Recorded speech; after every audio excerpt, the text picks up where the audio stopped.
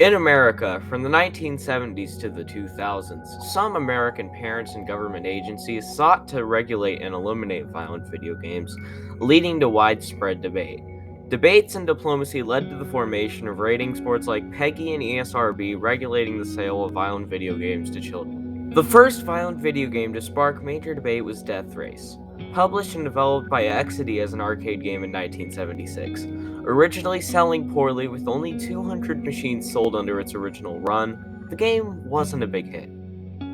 However, in July of 1976, Wendy Walker, a writer for AP, published an article detailing the graphic nature of the game, depicting the game as morbid.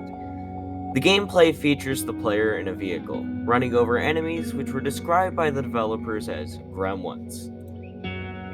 The article also mentions that the game's main enemy, or gremlins, share a striking resemblance to humanoid figures or skeletons and make a shrieking noise similar to a human as well. This prompted a chain reaction which led to the spread of the game's story across multiple news publications and had the game immediately put in the spotlight, inevitably increasing its popularity.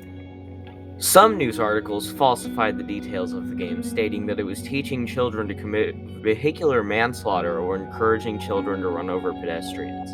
Developers from Exidy acted as diplomats by arguing that the game was simply meant to be fun and was not meant to teach violence to children. The game's sales had gone from a mere 300 to around 1,000 to 3,000 in less than a year. This controversy arguably paved the template for other controversies involving video game studios.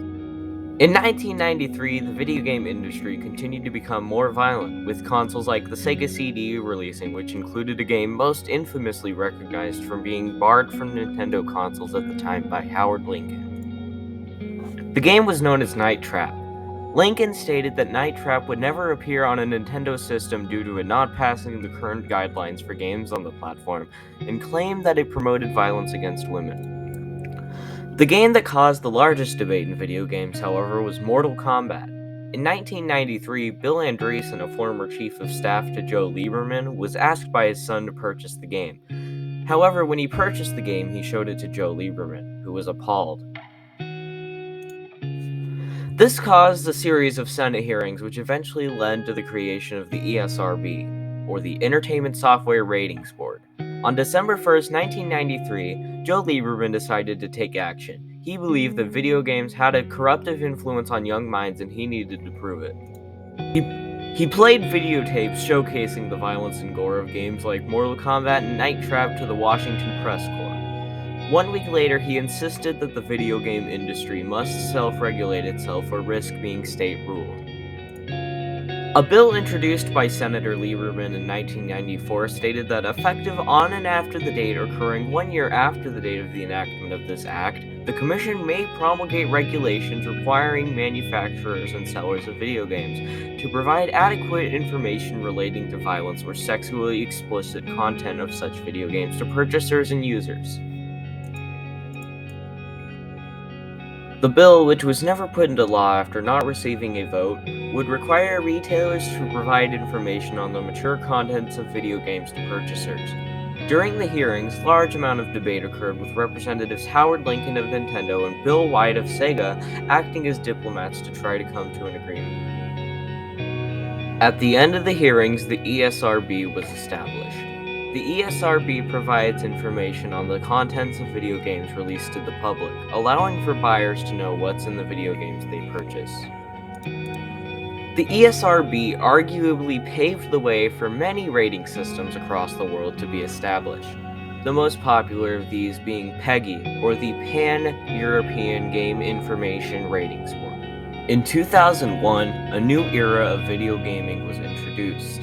The PlayStation 2 had recently released and shook the gaming industry at its core. Games were now able to look even more realistic than before, with games like Grand Theft Auto 3 taking advantage of the system's new and improved hardware.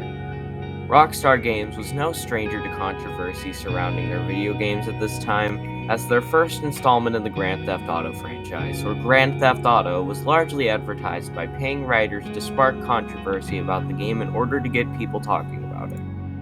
Grand Theft Auto 3 was the first of its kind, featuring realistic portrayals of a city with a wide variety of vehicles that had access to a complete radio fitting the theme of the video game.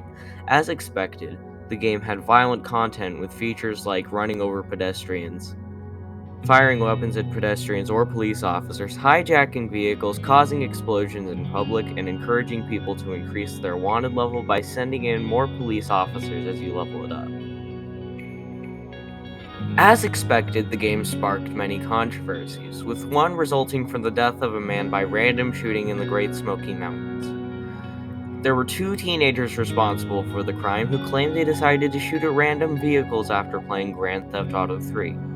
There was major debate on whether the game should be banned or not, and Rockstar Games was sued for $246 million by the family of the victim. Representing the family was Jack Thompson, a Miami lawyer who dismissed claims by Rockstar to dismiss the case. Rockstar claimed that the game's ideas and expressions were protected by the First Amendment. Much debate and diplomacy was required for the case to finally be voluntarily dismissed by the plaintiffs. These examples of debate and diplomacy were largely influential to the acceptance of video games as a media, and their impact still shows today in the form of rating systems like the ESRB or PEGI in European countries. These rating systems have allowed for consumers to know what exactly they are buying, and therefore has allowed mature themes and imagery to remain in video games, even to this day.